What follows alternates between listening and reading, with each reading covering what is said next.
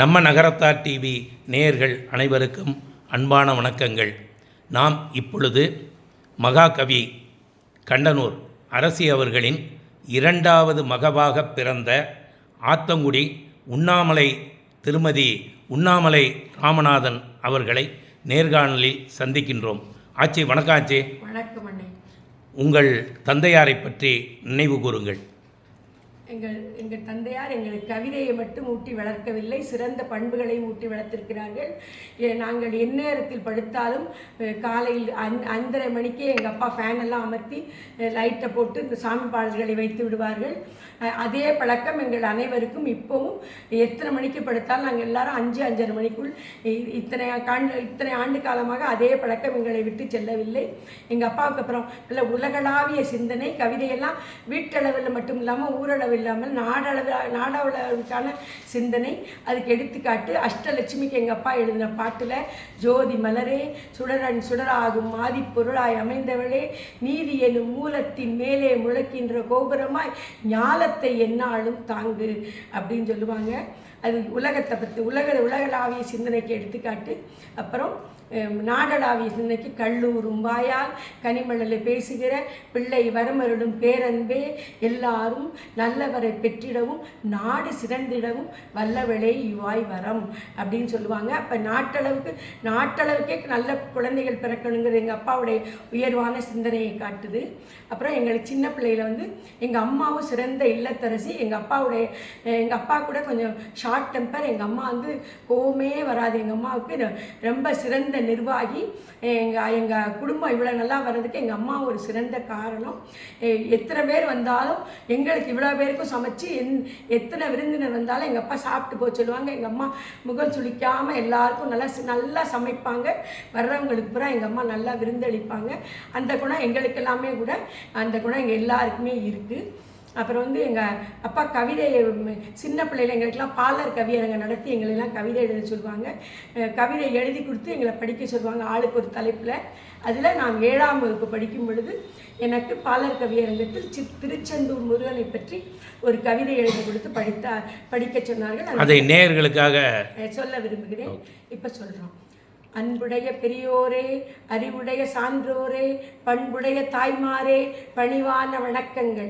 சின்னஞ்சிறியவள் நான் உண்ணாமலையன்பேர் அண்ணாமலையார் அமைத்த கலை கோயிலிலே தன்னா தமிழ் சொல்லும் தமிழாசான் செல்வமகள் சென்றாண்டு விடுமுறையில் செந்தில்வடி வேலவனை கண்டுருகி நின்றேன் கவியுரைக்க வந்துள்ளேன் என்றன் தலைப்பாம் எடிச்செந்தூர் வேலவனை மன்றில் கவியாக்கி வாய்மலரத் தொடங்குகிறேன். எந்த ஊர் கடவுளுக்கும் இல்லாத பேரழகு செந்தூர் முருகனுக்கு சேர்ந்ததனை உலகறியும். தாயின் முகங்காட்டி கம்பிக்கிருபுறமும் கண்மடிய மெய்யடியார் நம்பிக்கை கொண்டு நாயகனை பார்த்திருப்பார். சந்தனமும் பன்னீரும் தங்க மகன் மேனியிலே வந்துவிடும் பேரழகில் வானும் தலைகுனியும். தாயின் முகங்காட்டி தங்க நிறங்காட்டி சேயோன் முருகன் செந்தூரை ஆடுகிறான். வேலனவன் பேரழகு வீட்டில் விளக்காகி வீதியிலே கலையாகி நாட்டில் அறமாகி நலங்காக்க வேண்டுமென மன்றில் வரங்கேட்டு மனமார்ந்த நன்றியுடன் சென்று வருவேன் சிறந்து என்று எனக்கு எழுதி கொடுத்த கவிதை. அப்புறம் எங்கள் அப்பா தினந்தோறும் நாட்காட்டியுடைய பேப்பரை கிழித்து தினந்தோறும் ஒரு பாடலை அந்தாதி பாடலை எழுதி செந்தூர் முருகன் அந்தாதி என்ற நூலையும் நாங்கள் சின்ன பிள்ளையாக இருக்கும்போது வெளியிட்டிருக்கிறார்கள். அதில் ஒரு சிறந்த எனக்கு பிடித்த எனக்கு மட்டுமல்ல நேயர்களுக்கும் பிடித்த பாடலை தங்களுக்கு நேயர்களுக்காக சொல்லிக்காட்ட விரும்புகிறேன். அந்த பாடல் இதோ.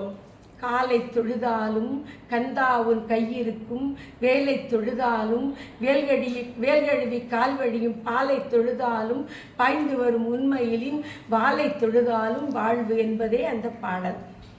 அப்புறம் எங்கள் அப்பா நல்ல பழக்கங்களை சொல்லிக் கொடுப்பாங்க. இந்த பாடல்களை அப்பாவுடைய நண்பர்கள்லாம் வந்தாலும் இந்த பாடல்களெல்லாம் பாடச் சொல்லி ரொம்ப ரசிப்பாங்க. நாங்கள் பேரம்பேத்தியெல்லாம் எடுத்திருந்தா கூட நாங்கள் பாடின பாடல்களையெல்லாம் பாடச் சொல்லி ரசிப்பாங்க, பாடச் சொல்லுவாங்க. அரிசு ஐயா போன்றவர்கள்லாம் வந்தாங்கன்னா சொல்லி 2 பேர் வீட்டில் நாங்கள் சும்மா பேசிகிட்டு இருக்கும்போது அப்பா நாங்கள் தம்பி நாங்கள் எல்லோரும் படித்த பாடல்களையும் பாடச் சொல்லி அப்பா ரசிப்பாங்க. யார் வந்தாலும் பாடச் சொல்லுவாங்க. அதே மாதிரி நான் தேவாரம் படித்து அப்பாட்ட போய் ஒரு பாட்டை சொல்லி காமிப்பேன். பாபநாச திருப்பதிகம் எந்த பாடல் படித்தாலும் எல்லோரும் வந்து அப்பாட்ட நாங்கள் படிச்சிருக்கோம் அப்படின்னு படித்து காமிப்போம். ரசித்து நல்லா கேட்பாங்க. அப்போ பாபநாச திருப்பதிகத்தை இப்போ நேயர்களுக்காக சொல்லி காட்ட விரும்புகிறேன். பற்றற்றார் சேர் பழம்பதியை பாசூர் நிலாய பவளத்தை சிற்றம்பலத்தம் திகழ்கனியை தீண்டற்கரிய திருவுருவை பற்றற்றார் சேர் பழம்பதியை பாசூர் நிலாய பவளத்தை சிற்றம்பலத்தம் திகழ்கனியை தீண்டற்கரிய திருவுருவை வெற்றியூரில் விரிசுடரை விமலர் கோனை திரை சூழ்ந்த ஒற்றியூரை உள்ள உத்தமனை உள்ளத்துள்ளே வைத்தேனே அப்படின்னு பாடி காமிச்சோன்னா எங்கள் அப்பா இந்த பாடலை பார்த்து முருகனுக்கு தான் நிறைய பாடல் எழுதியிருக்காங்க. சிவனுக்கும் ஒரு பாடல் இதே ராகத்தில் எழுதினாங்க.